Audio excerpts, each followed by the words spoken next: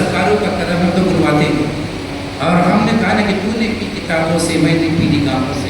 فرق ہے بہت ساتھی تیرے میرے پینے تو حضور کے دامن سے جڑے رہے. بس ایک بات کہہ کے میں مکے کی حالات کی طرف باقی بات کو ختم کرتا ہوں.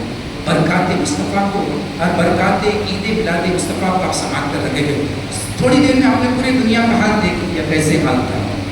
ہند والوں کا بھی کیا حال تھا اس کو بھی سمجھ گیا. آپ آؤ مکے کی طرف، عرب کی طرف. عرب میں کیا حال تھا، عرب کے کیسے حالات تھے جب حضور نہیں آئے تھے.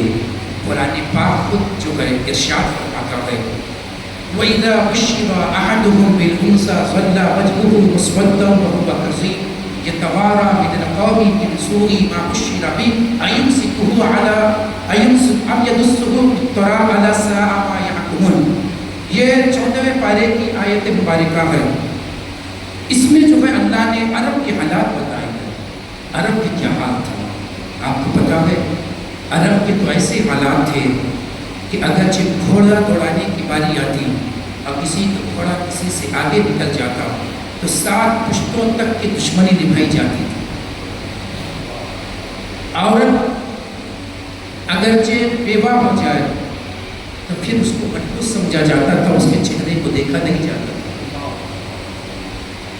1 سال تک اس عورت کو عدت اس طریقے سے گزارنے کے لیے جگہ دی جاتی تھی کہ سوائے پاؤں پھیلانے کے اس کے پاس کوئی چارہ نہیں ہوتا. اتنی چھوٹی سی جگہ ہوتی اور اسی میں اس کو پیشاب پاخانہ بھی کرنا ہوتا تھا اور 1 سال تک کے اسی حالت میں اس کو گزارنا پڑتا تھا. اور جب 1 سال پورا ہو جاتا تو پھر جو ہے بکریوں کی لینڈیاں کہتے ہیں جو نجاست نکلتی تھی، بکریوں کی لینڈیوں کو اس کے دامن میں ڈالا جاتا تھا اور وہ اپنے سر کے اوپر میں مکے کی گلی میں گزر کر پھینکا کرتی تھی. تو لوگ سمجھتے تھے کہ اب اس کی عدت پوری ہو چکی ہے. جس کا سارا مجسمہ خلاصت ہی خلاصت ہو جاتا تھا، ایسے وقت میں اس کو باہر نکال کر وہ جو کہ بکریوں کی لینڈیوں کو پھینک کر اپنے عدت کی پاکی کا اعلان کرتی تھی. یہ حال تھا مکے. بلکہ جس کے گھر میں بیٹی پیدا ہوتی تو پھر کیا ہوتا. قرآن کہتا وَإِذَا بُشِّرَ أَحَدُهُم بِالْأُنثَىٰ، جب اس کو بتایا جاتا کہ تیرے گھر میں بیٹی پیدا ہوئی ہے، وہ باپ گھر کے اندر میں آ جاتا اور اپنے دوستوں سے ملاقات نہیں کرتا، کسی کے پاس نہیں جاتا.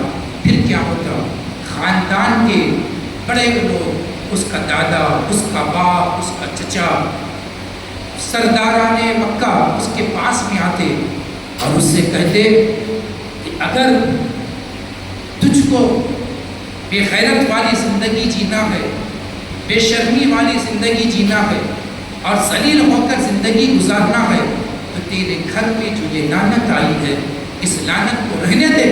اور اگرچہ تجھ کو مردانگی والی اور مردوں کی طرح شان و شوکت والی زندگی گزارنا ہے تو پھر کیا ہوتا تھا. وہ کہتے تھے ام یدسہ فی التراب، زمین کھود اور زندہ اس کو دفن کر دے، یا اتنے ہاتھ کو بلند کر کے زمین کے اوپر میں پٹک کہ ایک پٹکنی کھا کے اس کے بدن سے روح نکل جائے، یا اس کو اٹھا کر کچرے کے ڈھیر میں ڈال کر آ جا تاکہ چیل کوے اس کی ناش کو نوچ نوچ کر کھائے. اب یدسہ فی التراب، یہ خاندان کے بڑے لوگ اس کو مشورہ دیتے.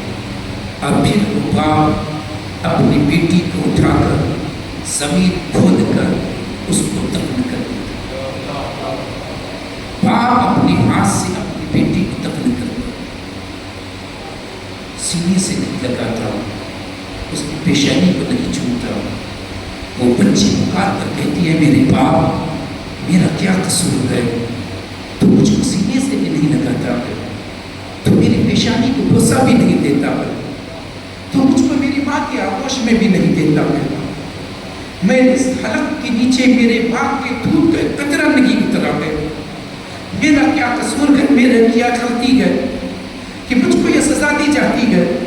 میں تیرے سینے سے لگنے کے لیے مچلتی ہوں، ماں کے دودھ پینے کے لیے ترستی ہوں، تو میری پیشانی پر بوسہ کیوں نہیں دیتا ہے، کیونکہ نہیں مجھ کو محبت کے ساتھ لوگ دے کر سلاتا ہے.